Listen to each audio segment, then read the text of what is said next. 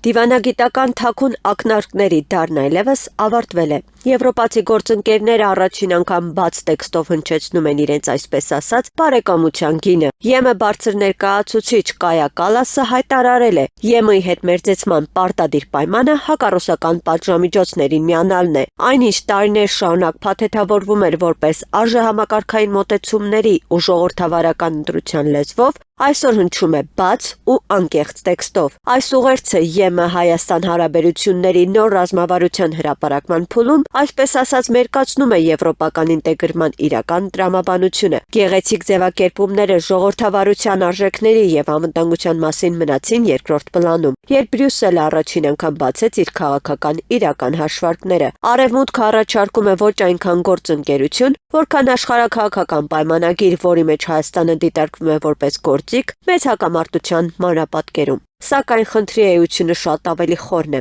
Հայաստանի տնտեսությունը վերջին տարիներին գրանցելով աննախադեպ աճ, ամրապնդել է իր դիրքերը հենց Ռուսաստանի հետ տնտեսական կապերի, ինչպես նաև դեպի եվրասիական շուկա հասանելիության, ներդրումային հոսքերի ու գործարար միջավայրի ակտիվության շնորհիվ։ Եվ հիմա փաստացի Երևանին առաջարկվում է սեփական ձեռքբերումները փոխանակել քաղաքական հավանության թղթի հետ։ Փաստացի պահանջվում է հրաժարվել այն համակարգից, որը հաստատում է երկրի բյուջեն եւ քաղաքացիների գրպանը, հանուն հեռանկարների, որոնք դեռևս թղթի վրա են։ Պատժամիջոցների կիրառումը ըստ ամենայնի կնշանակի արտահանման անկում, ներդրումային ծրագրերի սառեցում, բիզնես միջավայրի անորոշություն իր հետևանքներով, որոնք առաջին հերթին զգալու են շարքային քաղաքացիները։ Եվ հիմա, երբ երկու հակադիր մոդելներն ամբողջությամբ բացվել են, տարբերությունը դարձել է առավել քան տեսանելի։ Մինչ Ռուսաստանը խոսում է զարգացման, արդյունքների եւ եկամուտների մասին, Եվրոպան պահանջում է զոհաբերել այդ ամենը, միանալով ուրիշների հակամարտությանը։ Քաղաքագետ Սուրեն Սուրենյանցը անդրադառնալով այս հայտարարություններին նշում է. Եվրամիության բյուրոկրատիայից այլ բան պետք չի սպասել։ Նախ Հայաստանը Եվրամիության անդամագրվելու դիմում չի ներկայացրել։ Եվ ես չգիտեմ ընդհանրապես երբևէ նման դիմում կներկայացվի, թե չէ։ Որովհետև օրենքի ընդունումով Եվրամիության անդամ չեն դառնում։ Հստակ ընթացակարգ գոյություն ունի։ Այդ ընթացակարգը ենթադրում է, որ գործադիր իշխանությունը դիմում է ներկայացնում Եվրամիությանը, եւ եթե Եվրամիությունը դրական արձագանք է տալիս, սկսվում է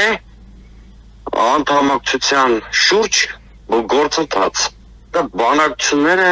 կարող են շատ երկար տևել։ Օրինակ Թուրքիան արդեն մի 30 տարի, եթե չեմ սխալվում, այդ ճանապարհին հաջողություններ չունի։ Սա մեկ, երկրորդը, Եվրամիության այսօրվա բյուրոկրատիայից այլ բան հնարավոր չի սպասել։ Բրյուսելի բյուրոկրատիայի ճակերտավոր կենսունակության միակ մոտիվը հակառուսականությունն է։ Այլ բան ես այդ կալասներից եւ այլ պաշտոնյաներից Եվրամիության չեմ էլ սպասում։ Դրանց առաջարկած մոտեցումները իսկական փորձանք են այդ սովետական տարածքի փոքր պետությունների համար, որոնք նրանք շատ կոշտ դնում են կամ մեր հետ ես, կամ Ռուսաստանի դեմ ես մեր հետ ես, կամ մեր հետ չես, մոտավորապես այդ սկզբունքն է։ Ես հույս ունեմ, որ Հայաստանի իշխանությունը Եվրամիությանը դիմում ներկայացնելու արկածախնդրություն չի ունենա, եւ հետեւաբար հույս ունեմ, որ այդ կոշտ երկընտրանքի պարտադրանքը հնարավոր կլինի շրջանցել։ Մայր Հայաստան կուսակցության ղեկավար Անդրանիկ Թևանյանն էլ իր հերթին նշում է. ԵՄ-ի որդեգրած քաղաքականությունը հետևյալն է՝ հակառուսական գլոբալիստական պայքար մղելու շրջանակներում մանրադրամ դարձնել այն երկրներին, որոնք ՌԴ-ին բարեկամ են։ Տեսեք, այն որ Եվրամիության մեջ կան երկրների ղեկավարներ եւ առանձին չինովնիկներ, որոնք լիբերալ ֆաշիզմի դավանողներ են, դա արդեն հայտնի փաստ է եւ նույն արևմուտքում ընդունում են, որ այդպիսի շրջանակներ կան եւ հենց արևմտյան արժեքների դեմ են պայքարում։ Օրինակ Տրամփի վարչակազմը գտնում է, որ Եվրամիության այդ չինովնիկները վնաս են տալիս արևմուտքին եւ տնտեսությանը եւ արևմտյան արժեքներին։ Եվրամիությունում կան երկրներ, որոնց ղեկավարները չեն ընդունում այդ մակրոնների, միշելների, կալասների քաղաքականությունը։ Իսկ այդ քաղաքականությունը հետեւյալն է՝ հակառուսական գլոբալիստական պայքար մղելու շրջանակներում մանրադրամ դարձնել այն երկրներին, որոնք Ռուսաստանին հարակից երկրներ են, օրինակ պատերազմել Ռուսաստանի դեմ մինչև վերջին ուկրաինացին, պատերազմել Ռուսաստանի դեմ մինչև վերջին մոլդովացին, վրացին, ադրբեջանցին, հայաստանցին եւ այլն։ Հիմա Նիկոլ Փաշինյանը համաձայնել է այդ մանրադրամի դերին իր իշխանությունը պահելու համար եւ բնականաբար նրա դրսի տերերը, դրսի տեխնիկավարները պահանջում են, որպեսզի ինքը քայլեր ձեռնարկի եւ իրենց գլոբալ ֆաշիզմի, լիբերալ ֆաշիզմի շրջանակներում գործողություններ իրականացնի։ Նիկոլ Փաշինյանը բնականաբար շուշտրաբար փորձում է այսպես խուսանավել, որովհետեւ հասկանում է, որ իր ԱՏՄ-ից հսկայական տնտեսական օգուտներ է ստանում, մասնավորապես Ռուսաստանի հետ հարաբերություններից,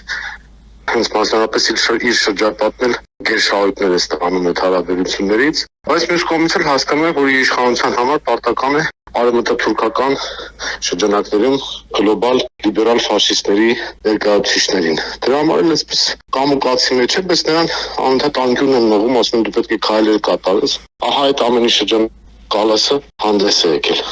Այսպիսով, այս փուլում ընտրությունն իսկապես վճռորոշ է, խոսքը ոչ միայն արտաքին քաղաքական կողմնորոշման, այլև տնտեսական ինքնիշխանության զարգացման շարունակության եւ ազգային շահերով առաջնորդվելու մասին է, եւ արդեն դժվար կլինի այս ընտրության հնարավոր հետևանքները վերագրել թյուր իմացություններին կամ քաղաքական անտեղյակությանը։